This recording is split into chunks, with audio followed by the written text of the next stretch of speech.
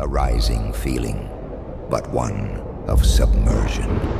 The backwardness of such sensations would sometimes remind him of things he should not have forgotten, and others he should never have committed to memory in that warm first place. He would sometimes remember that he still needed to sleep, even now after ashen skies had faded to a long, frozen night. And even now, as the doors to this once solid retreat swung obscenely wide, thrashing in mastication and passionate embrace, an acquiescence to the hungry maw of ice winds that scattered wooden splinters violently about the floor. It was everything a mouth could be and become, if only it never learned how to form words. Like waves, like sand, like all things, these moments here would become an idea forgotten for a time, and then, with the anxious siren of bells and chimes, it would return to him in small pieces of sensation, the base obligations of this human body he had found himself coupled with. A boorish and persistent vessel, inescapable still now, with its still now unfolding litanies of endless appetite and endless desire, vague and distant though it had all become. There was nothing their world did not want to know, nothing it did not think to take. If only he would see it for them and give it a sign, or a name carried on tongues he'd torn out long ago. Yes, he'd made sure everyone could not speak names first, so they would forget names first, so the world might forget them too. In the entropy of that wind down, from noise to silence, from warmth to cold, he showed them the only truth possible for such degraded existences. Liberated from the deprivations of meaning, they could finally become those soft mountain peaks that poets once captured and contained and controlled in bordered margins and things they called pages. Only in the blackness, in the single word he allowed to remain before he perished all others, had any of their kind glimpsed that truth. That last word they finally came to know as the first heard it, and whispering in a terrestrial union, the choir faded into wind.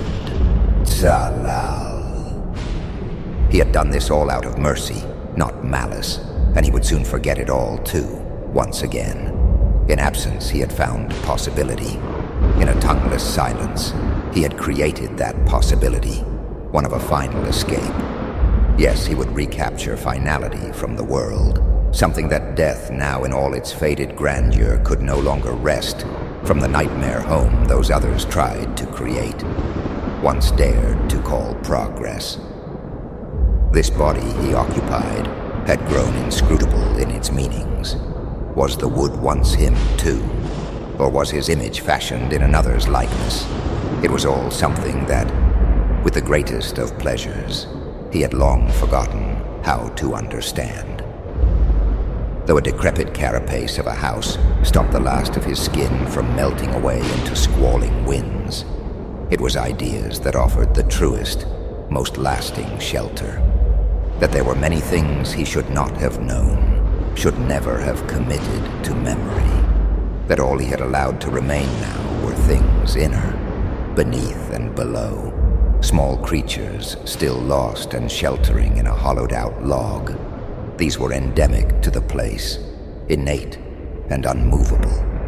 They allowed just enough to remain, just enough to remember that one had ever forgotten in this last cold place.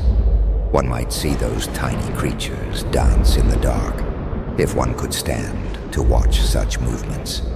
But such movements now, in this late, languid state of things, would be something beyond a performance.